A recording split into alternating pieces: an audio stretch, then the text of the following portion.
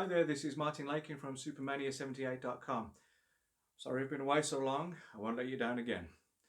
I think the last thing that I said in my last show was that 2020 was going to be an amazing year, and it has been, but as we know, it's for all the wrong reasons. Um, if anything, what lockdown has given us the luxury of is time, and what I thought I would do is to use that gift to go through everything I have at home in terms of collectibles and everything I've accumulated over decades of spending my hard-earned cash and all of my effort and concentration and everything like that, and see what I could show to you, present in terms of stuff that you may not be familiar with, stuff you've not seen before, which I tried to do on Superman 78. That was a whole impetus for doing the website in the first place, is to show you the stuff from Europe, from the rest of the world, maybe not originating in the United States, and so on and so forth. And as I was going through the collection, I just thought to myself, well, this is kind of too big to show all in one shoot. So I thought I would break it down into different ones. And what we're going to start with is a range of replicas.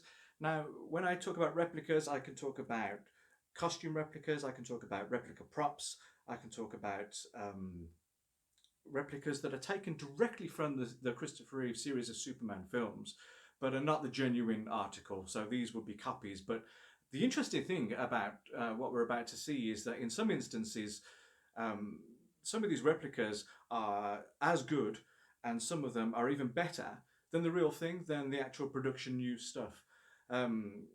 And what I'll do is that I will talk you through in terms of how they were put together. I will talk about the incredibly talented and creative artisans that are responsible for a lot of these replica props and costumes. In the comments period, if you want to leave a comment, I'd love to hear from everybody. If there's anything you want to know about where this stuff came from, I'll leave links in the comments and such like. Thank you to everybody that's subscribed to the channel so far. That's been really touching for me. I'm really glad about that. One thing that I have found during this horrible time is that at least fandom has managed to kind of maintain its momentum, and that fans have stuck together, and they have just got on with the business of whatever makes them happy. And I think that's so kind of crucial in these times, to whatever makes you happy. And if that's what kind of gets you through this time that we're living in, then so much the better. This is my little corner of the world that I'd like to share with you. Recently, you may have heard me on the Cape Wonder Superman podcast. My very good friends in the US, Jay Towers and Jim Bowers, thank God for them for keeping the whole thing, the whole Christopher Reeve legacy going forward. It was a pleasure to guest star on their podcast recently. I spoke about Superman 4, probably feverishly. I hope you listened. I hope you enjoyed it. This is the same kind of thing that I want to go through now. I still maintain that kind of enthusiasm for these things. So we'll start with replicas, then we'll probably go on to actual props themselves. I have a very small collection of genuine screen used items or production used items. Then I might go on to collectibles, some of the more rare stuff, some of the more overseas stuff, stuff that you might not have seen before. But regardless, I hope you enjoy what you see. Please get in touch with any questions you might have, and let's go in and see what I've got, shall we? Okay, so let's take a little tour through the replica prop collection from Supermania78.com, starting with this latest project, this latest execution that I've done. This is as close a replica as you can possibly get of the business suit worn by Clark Kent in his first appearance at the Daily Planet from Superman the movie.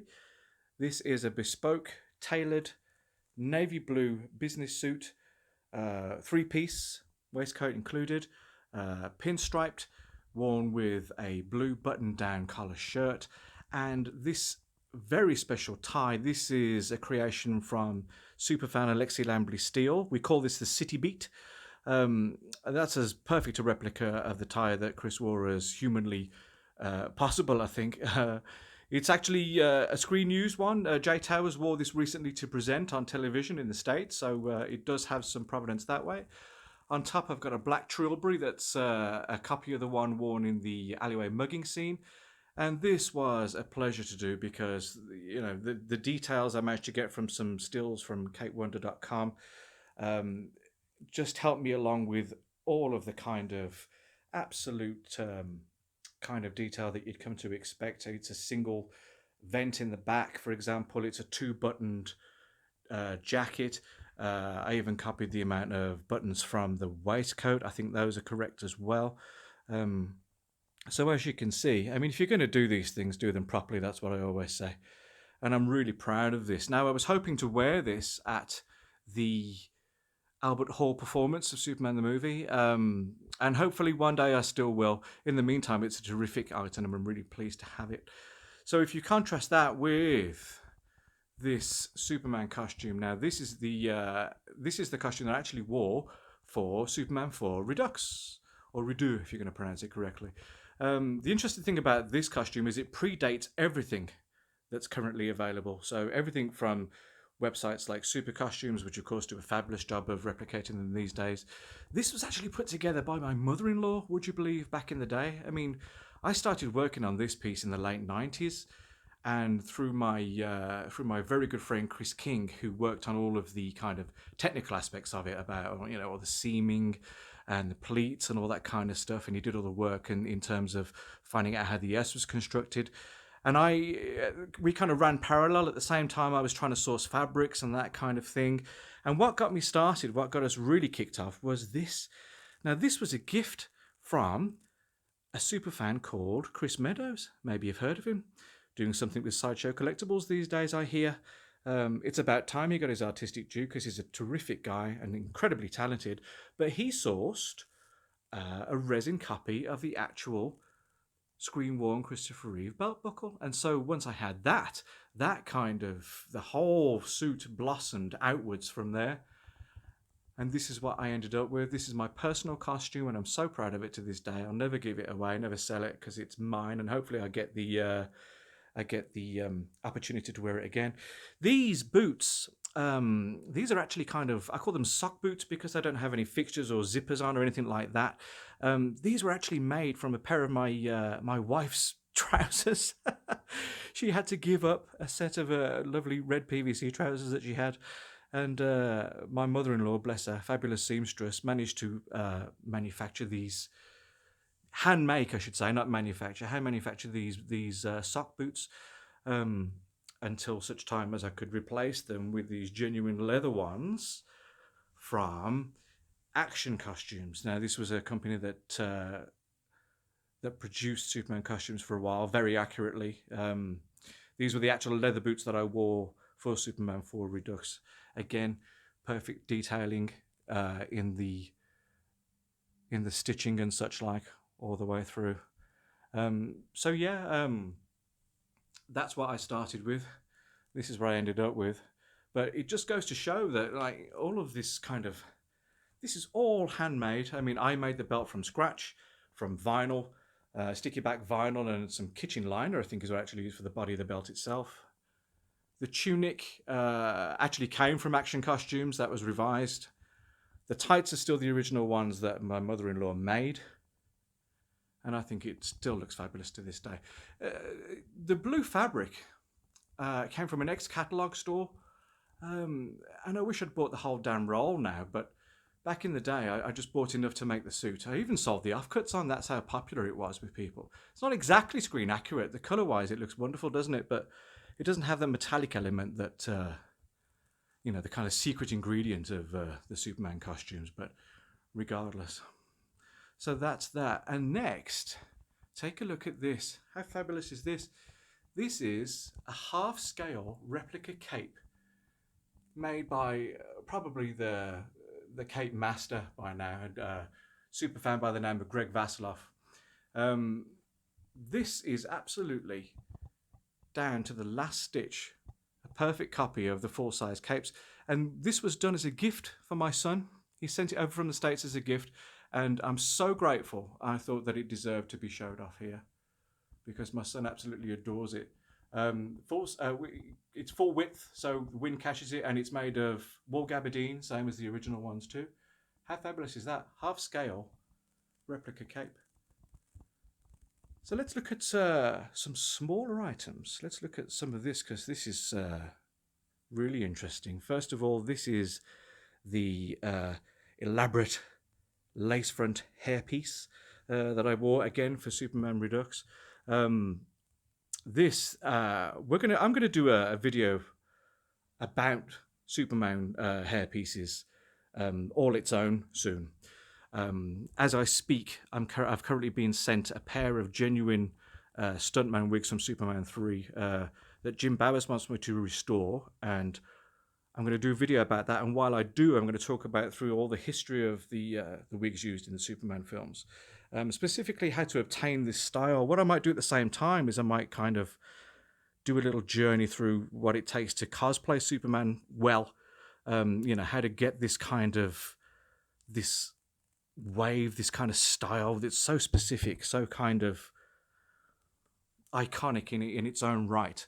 And it's not all that difficult to do, would you believe? And I bet you're looking at this video thinking, wow, that's not black. That's not the color I remember it being. Well, that's the kind of thing I'm going to be talking about. That's the kind of thing I'm going to address. So look out for that. That's going to come soon with the wigs. I'm going to talk you through all of that, and you'll never have a question about them again. I'll make it as clear as I possibly can. Clark Kent's glasses, again, worn for Superman 4 Redux. These, oh, what a godsend these were. I was really panicking about what to do when it came to, we were day before shooting, and these came through the post.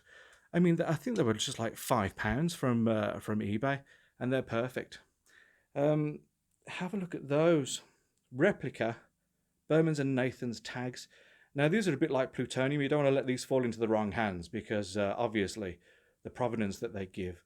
You'll notice that there's one for a cape, for a walking cape, another one for a belt. There is a difference there's a fundamental difference between these replicas and the real thing, which I'm not going to talk about because I don't want it out there, but these are very, very good. And to the layperson, they would never know. So they're an interesting thing to have, but that's exactly where they're staying. Daily Planet replica. This was a gift from my very good friend Andrew Hansen. Bless you, Andrew. Hope you're well. Lovely reproduction newspaper. I just have as a poster. Followed swiftly by this marvelous thing. This is a replica of, obviously, the Daily Planet newspaper. This is a full front cover, back cover, and I mean, this could be the real thing. It's such a quality reproduction. I mean, from the photo of Chris, which you can see is mainly artwork. One of the very first flying shots that he did, which there's kind of literally been drawn upon, and some of the early special effects work there, and the famous Cape Wonder Stunt City headline. Now, I did wonder with this kind of replica prop, what you're going to be concerned about is that I know the replicas. I'm telling you the replicas also, but how do we even know that this isn't the genuine article? And for as good a job as this is actually at least 3 inches shorter than the actual thing, because I do have a genuine Daily Planet newspaper cover. And I was surprised to see, because I did wonder what the distinction was, because usually there's a telltale to differentiate it from the real deal, and that's what this is in this case. I'll leave a link to where you can get one of these from in the comment section. This came from Etsy. I can't remember the name. I think it's a guy named Michael that did them. Anyway, he does a marvelous job. He does these, and he does the paper from Batman and such like, so that's worth a good look. Now these are fun. These are just like, these are just like knockout prints. Daily Planet stationery, copied from the original props. They're just literally photocopies, and look at that. There's all kinds of uses for those. They're fun. And there's this has been floating around for years, on the internet for years.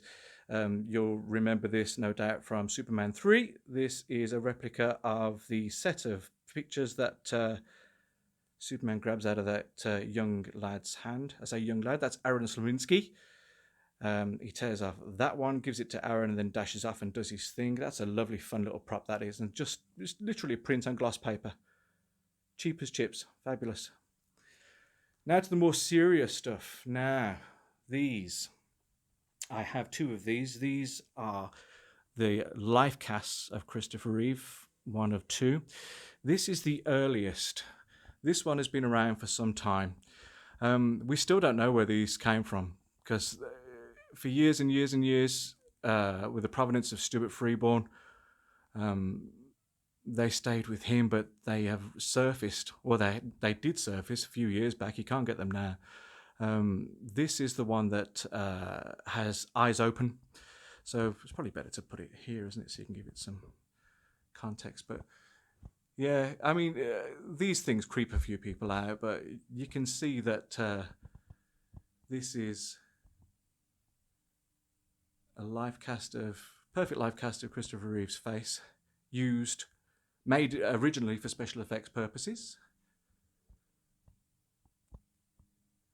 But it's very rare to have live casts with open eyes, so we theorize that this, it was remodeled after the fact. So you can see, but it's an unmistakable profile, isn't it? So that came out maybe more than 10 years ago now, and there was a kind of a frenzy to get hold of that.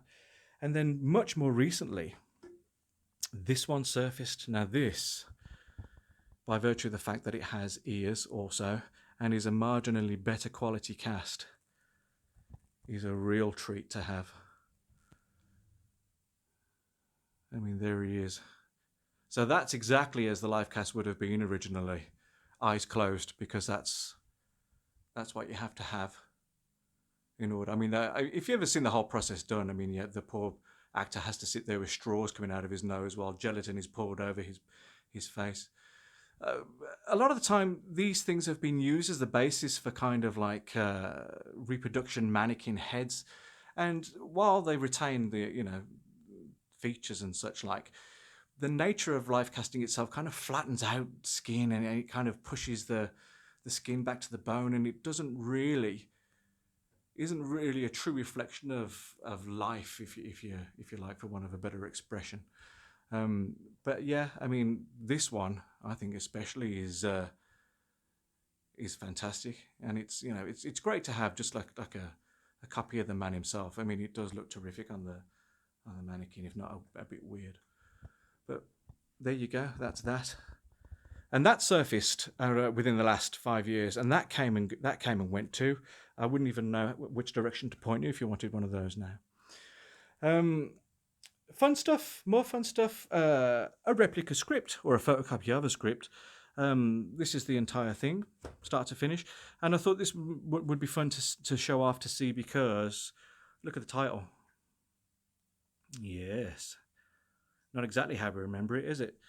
But there are many drafts of Superman scripts out there, many drafts. I think it was Ilya Salkine's idea to have that title, Superman versus Superman, because he was doing treatments by then. His kind of contribution to some of the writing of Superman is quite interesting. And then finally, no, not finally, let's have a look at this first.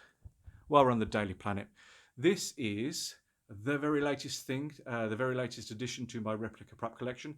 This is a perfect copy of the Super Copy t-shirt worn by the boys in the background in the Daily Planet scenes of Superman the movie and more.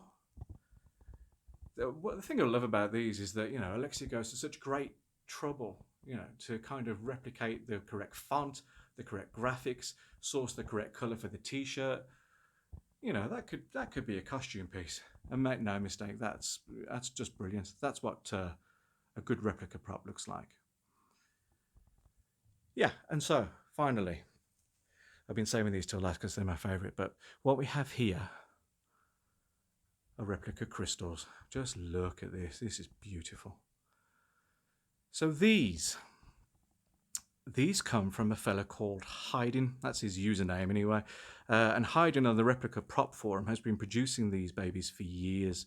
There's quite a vast range actually, and some of the terminology that he uses to name them is a bit confusing. I think there's a Donna crystal, there's a Brando crystal, and I think he should Personally, I think you should kind of limit the naming of them. But this was a special one that he did. This was a very limited run of he got hold of a screen used crystal that was bought in an auction, and he managed to digitally replicate it and had it produced in real crystal. Now that's what the difference is between some of the copies out there, because a lot of the copies out there are acrylic or resin, just like the ones that they used in the film, but this is a genuine crystal, and it's got wonderful weight and, you know, refracts light, and it's just wonderful. I mean, what I love about this is this could be from Krypton. This could be the genuine article. This, you could just plunge into that console and, you know, have Daddy Brando come out and tell you off for falling in love with a human female, that kind of thing. Or Trees by Joyce Kilburn, The Planet Earth. Could contain all sorts. It's amazing how actual technology is catching up with this. So that's the clear one. That's the very limited run that he did. There will be no more of these ever, I don't think. Or if you do look at his range, the ones that he does offer currently, there are all sorts there. This is another special one. I'm sure you'll recognize this. This is the green crystal, modeled specifically after the one from Superman 2. This is the one that he holds up and says, "My father died," my Earth father, I mean. Smaller, considerably smaller than the other one. The other one's about maybe 10 inches. This is only about maybe 8.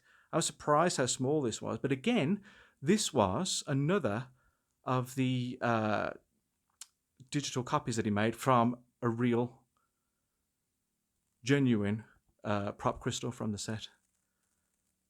Not the ones he currently offers. Even I think the ones that he currently offers are actually more elaborate and sophisticated than this. Again, this is real crystal, but this is the one that Chris actually handles, as opposed to the ones that Jeff actually handles, because this is from Superman 2.